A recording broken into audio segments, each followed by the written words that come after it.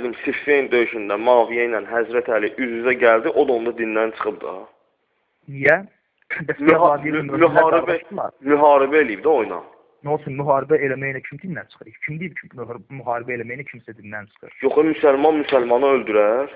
Allah Subhanahu taala Quran-ı Kərimdə buyurur ki: "Və in taifatan minəl mu'minina iqtatalu fa aslihu beynəhuma."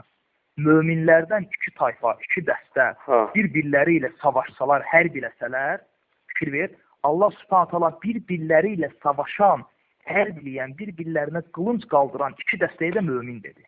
Niyə? Hansı ayədədir o?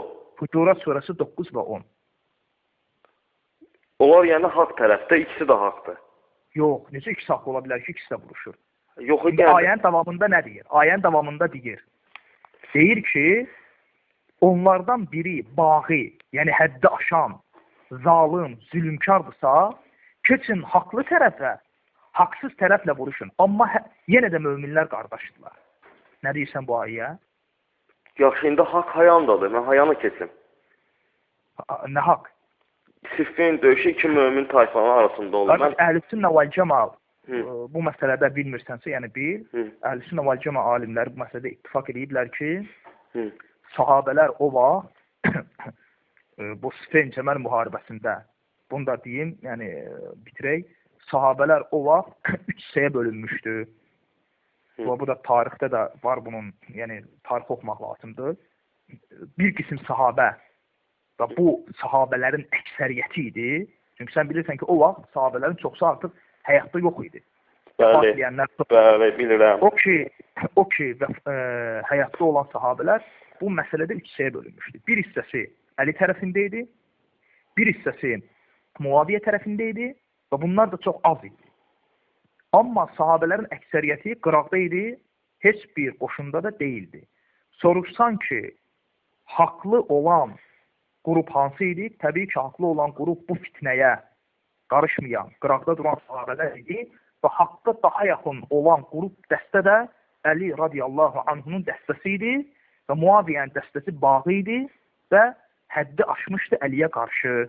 Və Allah Subhanahu taala Quran-ı Kərimdə deyir ki, möminlərdən iki dəstə bir-birləri ilə savaşsalar, onların arasına girib, onların arasını barışdırın və islah edin. Və onlardan biri bağı, həddi aşan zalim olsa, haqlı tərəfə keçin, haqsız tərəflə vuruşun, yenə də möminlər qardaşdırlar. Və Əhl-i-Sünnə vəl-Cəmanın bu məsələdə etiqadı Əl-Hucurat surəsi 9 və 10-cu ayəyə dayanır. Və biz deyirik ki, bir-birləri ilə savaşan bu iki dəstənin, baxma ki, birisi haqq, birisi bağı idi, ancaq hər ikisi də mömin idi.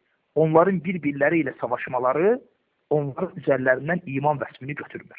Vəssalam. Bu Əhl-i-Sünnə vəl-Cəmanın etiqadıdır, bu ayəyə dayanan. Necə ki, Nəhcül Bəlağədə. Nəhcül Bəlağədə gəlir, Əli eşləndə ki, onun qoşunundan bir dəstə Şam əhlini, yəni Muaviyyənin qoşununu söyür, Əli bu söyüşü qadağan edir ki, söyməyin, əksinə qardaşlarınız üçün dua edin. Dua edin ki, Allah onların da qanını qorusun və sizin də. Bu da Əlinin tövsiyəsi və buna əməl edin. Qardaşlarınızı söyməyin, onlar üçün də dua edin, özünüz üçün də. Hansı ki, Allah Subhanahu Teala Quran-ı Kərimdə Həşr surəsi 8, 9, 10-cu ayədə, 8-ci ayədə mühacirlərdən, 9-cu ayədə ənsarlardan danışandan sonra, yəni Məkkəli Mədinəli sahabələrdən, gör 10-cu ayədə nə deyir? Həşr surəsi 10-cu ayədə Allah Subhanahu Teala deyir ki, onlardan, yəni mühacir və ənsar sahabələrdən sonra gələnlər, yəni məsələn bizlər, Allaha dua edərək deyərlər ki, Rəbbimiz bizi və imanda bizi ötmüş o qardaşlarımızı bağışla. Biz də belə dua edirik ki, Allahım bizi və imanda bizi ötmüş o ənsar və mühacir qardaşlarımızı bağışla, necə ayənin davamında gəlir, qəlblərimizdə onlara qarşı kin yeri buraxma. Yaxşı, indi sənə belə bir söz deyim. Fikir verirsən, o məsələdə etiqadı Quran və sünnəyə dayanır. Bax, qardaş. Hansısa uydurma tarixə yox. Bax, qardaş, belə bir söz deyim. Sən nə üçün? Bax, belə götürək də. Əhl-i-Sünnətin nədir? Əhl-i-Sünnətin prinsipi budur ki, bizim əlimiz, o sahabələrin İslam üçün canları ilə, malları ilə, qanları ilə vuruşan o sahabələrin. O sahabələrin arasında əqidə problemi yox idi. O sahabələrin arasında fikri problem yox idi. O sahabələrin arasında problem siyasi problem idi. Siyasi baxışlarında ixtilafa düşmüşdülər. Və bu ixtilaf, bu fitnə gəlmişdi, bu dərəcəyə çatmışdı.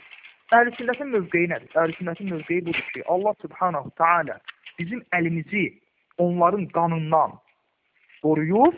Dua edirik ki, Allah Subhanahu Teala bizim dilimizi də onların qanından qorusun. Vəssalam, çox sadə. Başa düşdüm onu.